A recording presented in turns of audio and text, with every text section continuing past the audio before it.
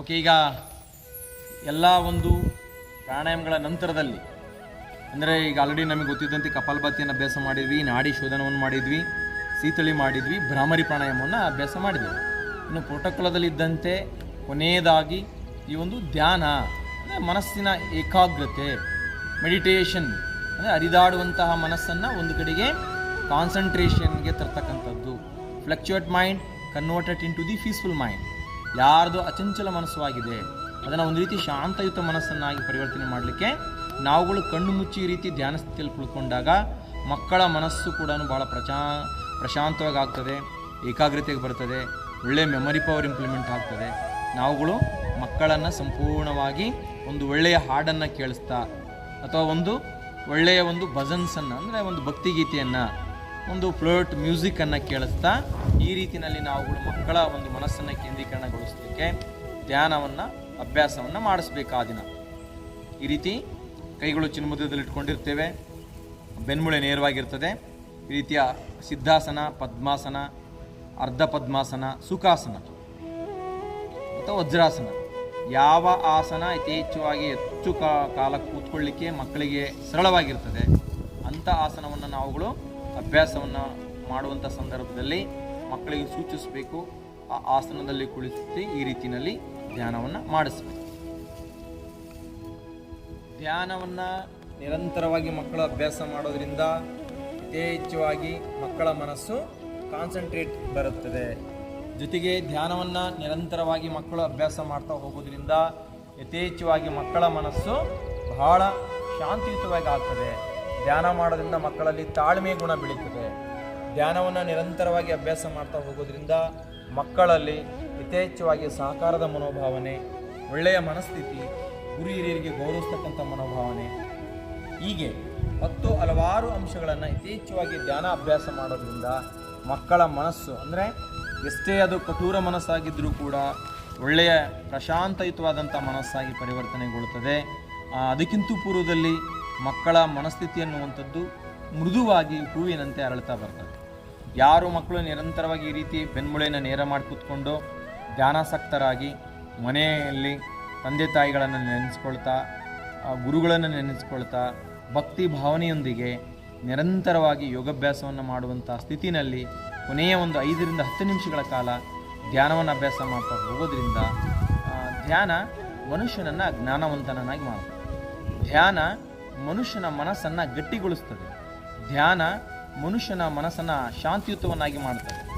ಧ್ಯಾನ ಮನುಷ್ಯನ ಮನಸ್ಸನ್ನು ಒಳ್ಳೆಯ ನಿರ್ಧಾರ ತೆಗೆದುಕೊಳ್ಳಬೇಕೆಂದರೆ ಡಿಸಿಷನ್ ಮೇಕಿಂಗ್ ಮಾಡುವಾಗ ಅದು ಒಳ್ಳೆಯ ಮನಸ್ಸನ್ನು ನಮಗೆ ಒದಗಿಸಿಕೊಡ್ತದೆ.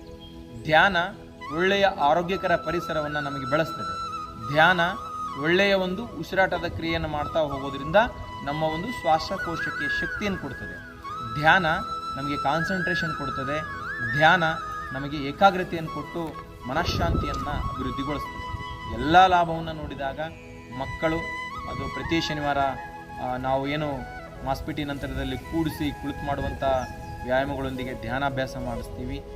ಇವತ್ತು ನಮ್ಮ ಒಂದು ವಿಜಯನಗರ ಜಿಲ್ಲೆಯಲ್ಲಿ ಪ್ರತಿಯೊಂದು ದಿನ ಪ್ರತಿ ಶನಿವಾರವೂ ಕೂಡ ಒಳ್ಳೊಳ್ಳೆಯ ಒಬ್ಬ ಧ್ಯಾನ ಸಾಧಕರು ಅಂತರ್ಜಾಲದ ಮೂಲಕವಾಗಿ ನಮ್ಮ ಜಿಲ್ಲೆಯ ಪ್ರತಿಯೊಂದು ಶಾಲೆಯಲ್ಲಿ ಕೂಡ ಈ ಒಂದು ಧ್ಯಾನವನ್ನು ಕೂಡ ಪ್ರತಿ ಶನಿವಾರ ಬೆಳಗ್ಗೆ 8 ಗಂಟೆ 10 ನಿಮಿಷದಿಂದ ಒಂದು 8:45 ಅಥವಾ 9 ಗಂಟೆವರೆಗೂ ಕೂಡ ಧ್ಯಾನದ ತರಗತಿನಲ್ಲಿ ಎಲ್ಲ ಶಾಲೆಗಳ ಮಕ್ಕಳು ಕೂಡ ಭಾಗವಹಿಸಿ ಈ ಒಂದು ಧ್ಯಾನವನ್ನು ಅಭ್ಯಾಸ ಮಾಡಿದ್ದಾರೆ. ಇಲ್ಲಿ ಪ್ರೋಟೋಕಾಲಕ್ಕೆ ತಕ್ಕಂತೆ ನಾವುಗಳು ಒಂದು ಶಾಲೆಯಲ್ಲಿ ಆ ದಿನ ಜೂನ್ 21 ಅಭ್ಯಾಸ ಮಾಡ್ತಾ ಹೋಗ್ತೀವಲ್ಲ, ಅವತ್ತು 5 ರಿಂದ 10 ನಿಮಿಷಗಳ ಕಾಲ ಧ್ಯಾನವನ್ನು ನಾವುಗಳೆಲ್ಲ ಅಭ್ಯಾಸವನ್ನು ಮಾಡ್ತಾ ಬರೋಣ ಅಂತ ಹೇಳ್ತಾ, ಈ ರೀತಿ ಎಲ್ಲ ಶಿಕ್ಷಕ ಬಂಧುಗಳು ಕೂಡ ನಾವುಗಳು ನಿರಂತರವಾಗಿ ಯೋಗಾಭ್ಯಾಸವನ್ನು ಮಾಡೋಣ. ಯೋಗಯುಕ್ತ ರೋಗಮುಕ್ತ ಜೂನ್ 21 ಈ ವರ್ಷ ಅಂತಾರಾಷ್ಟ್ರೀಯ ಯೋಗ ದಿನಾಚರಣೆ. ಅದು ಯುವಕರಿಗಾಗಿ, ಯುವ ಪೀಳಿಗೆಯನ್ನು, ಯುವ ಶಕ್ತಿಯನ್ನು ಭಾಳ ಸದೃಢಗೊಳಿಸಬೇಕು. ಸದೃಢ ದೇಹದಲ್ಲಿ ಸದೃಢ ಮನಸ್ಸು, ಸದೃಢ ಭಾರತದ ನಿರ್ಮಾಣದಲ್ಲಿ ಯೋಗದ ಪಾತ್ರ ಬಹಳವಾಗಿದೆ. ಕ್ರಿಸ್ತಪೂರ್ವ 2ನೇ ಶತಮಾನದಲ್ಲಿ ಪತಾಂಜಲಿ ಮುನಿಗಳು ಏನು ಈ ಒಂದು ಯೋಗವನ್ನು ಇಡೀ ವಿಶ್ವಕ್ಕೆ ಪರಿಚಯಿಸಿದರು, ಅಂದಿನಿಂದ ಇಂದಿನವರೆಗೆ ಕೂಡ ಯಥೇಚ್ಛವಾಗಿ ಅದು 2014ರಲ್ಲಿ ವಿಶ್ವಸಂಸ್ಥೆಯಲ್ಲಿ ಮಂಡನೆ ಆಗ್ತದೆ. ಮೊದಲ ಅಂತಾರಾಷ್ಟ್ರೀಯ ಯೋಗ ದಿನಾಚರಣೆ 2015ರಲ್ಲಿ ಪ್ರಾರಂಭ ಆಗ್ತದೆ. ಸುಮಾರು ಇವತ್ತು ನಾವು 9ನೇ ಮುಗಿಸಿ 10ನೇ ಯೋಗದ ದಿನಾಚರಣೆಯನ್ನು ಆಚರಣೆ ಮಾಡ್ತಾ ಇದ್ದೇವೆ. ಈ ಸುಸಂದರ್ಭದಲ್ಲಿ ನಾವೆಲ್ಲರೂ ಕೂಡ ಶಾಲಾವಧಿನಲ್ಲಿ ಮಕ್ಕಳಿಗೆ ಯೋಗವನ್ನು ಹೇಳ್ಕೊಡೋಣ, ಯೋಗಾಭ್ಯಾಸವನ್ನು ಮಾಡಿಸೋಣ. ಜೊತೆಗೆ ನಾವು ಕೂಡ ನಿತ್ಯ ನಿರಂತರವಾಗಿ ನಮ್ಮ ಜೀವನದಲ್ಲಿ ಯೋಗ ಒಂದು ಭಾಗವಾಗಿ ಅದನ್ನು ತಂದುಕೊಂಡು ಯೋಗಾಭ್ಯಾಸವನ್ನು ಮಾಡಿದಂಥ ಸಂದರ್ಭದಲ್ಲಿ ನಮ್ಮ ಮಾನಸಿಕ ಶಕ್ತಿ, ದೈಹಿಕ ಶಕ್ತಿ, ಒಳ್ಳೆಯ ಯೋಚನಾ ಶಕ್ತಿ ನಮಗೆ ಅಭಿವೃದ್ಧಿಗೊಳ್ತದೆ ಅಂತ ಹೇಳ್ತಾ, ಈ ಒಂದು ಅಂತರ್ಜಾಲದ ಮೂಲಕದಲ್ಲಿ ನಮಗೆ ನಮ್ಮ ಗಣೇಶ್ ಸರ್ ಅವರು ಇನ್ನೂ ಹೆಚ್ಚಿನ ಮಾಹಿತಿಯನ್ನು ಒದಗಿಸಿಕೊಡ್ತಾರೆ. ಈಗ ನನಗೆ ಗೊತ್ತಿದ್ದಂಥ ಅಂಶದಲ್ಲಿ ನಾನು ಈ ಒಂದು ಸಿಲೆಬಸ್ ಪ್ರಕಾರವಾಗಿ ನಾನೇ ಯೋಗಾಭ್ಯಾಸವನ್ನು ಮಾಡಿ ತೋರಿಸ್ತಾ ನಮ್ಮ ದೈಹಿಕ ಶಿಕ್ಷಣ ಶಿಕ್ಷಕರಿಗೆ ಮತ್ತು ಸಹ ಶಿಕ್ಷಕ ಬಂಧುಗಳಿಗೆ, ಮನೆಯಲ್ಲಿ ವಿದ್ಯಾರ್ಥಿಗಳಿಗೆ ಈ ಒಂದು ಯೋಗಾಭ್ಯಾಸ ಮಾಡುವಾಗ ಇದು ಸಹಾಯಕಾರಿ ಆಗಲಿ ಅಂತ ಒಂದು ವಿಡಿಯೋದ ಮೂಲಕವಾಗಿ ನಾನು ಆ ಒಂದು ಪ್ರೋಟೋಕಾಲದಲ್ಲಿ ಇದ್ದಂತೆ ಯೋಗಾಭ್ಯಾಸವನ್ನು ಮಾಡಿ ತೋರಿಸಿದ್ದೇನೆ. ಇನ್ನೂ ಕೂಡ ನೀವೆಲ್ಲರೂ ಕೂಡ ನಿರಂತರವಾಗಿ ಈ ಒಂದು ಯೋಗಾಭ್ಯಾಸವನ್ನು ಮಾಡ್ತಾ ಜೂನ್ 21ನೇ ತಾರೀಕು ನಾವೆಲ್ಲರೂ ಯೋಗಾಭ್ಯಾಸವನ್ನು ಉತ್ತಮ ರೀತಿಯಲ್ಲಿ ಮಾಡೋಣ ಅಂತ ಕೊನೆಯದಾಗಿ ಜೊತೆಗೆ ನನ್ನ ಈ ಒಂದು ಪ್ರೋಟೋಕಾಲದ ಯೋಗದ ತರಗತಿಯನ್ನು ಮುಕ್ತಾಯಗೊಳಿಸ್ತಾ ಇದ್ದೇನೆ. ಕೊನೆಯದಾಗಿ ಮತ್ತೊಂದು ಸರಳವಾಗಿರ್ತಕ್ಕಂಥ ಮನಃಶಾಂತಿಯ ಪ್ರಾರ್ಥನೆ.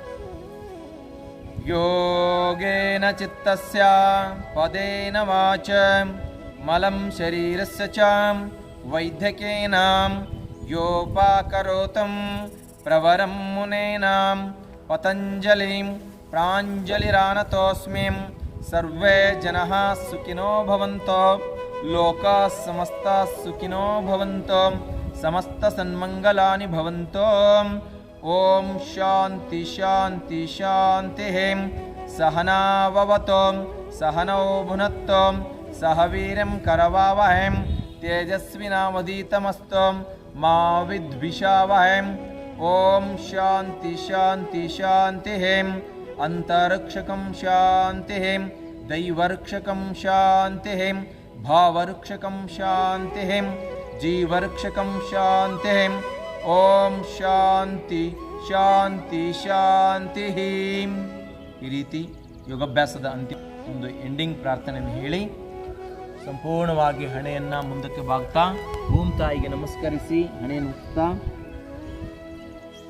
ಮತ್ತು ಈ ರೀತಿ ದೇಹವನ್ನು ಮೇಲೆ ತರ್ತಾ ಕೈಯನ್ನು ಅಂಗೈಗಳನ್ನು ಉಜ್ತಾ ಆ ಒಂದು ಶಾಖವನ್ನು ಮುಖದ ಭಾಗಕ್ಕೆ ಸ್ಪರ್ಶನೆ ಮಾಡಿಕೊಳ್ತಾ ನಾವುಗಳೆಲ್ಲರೂ ಕೂಡ ಜೂನ್ 21ನೇ ತಾರೀಕು ಯೋಗಾಭ್ಯಾಸವನ್ನು ಮಾಡೋಣ.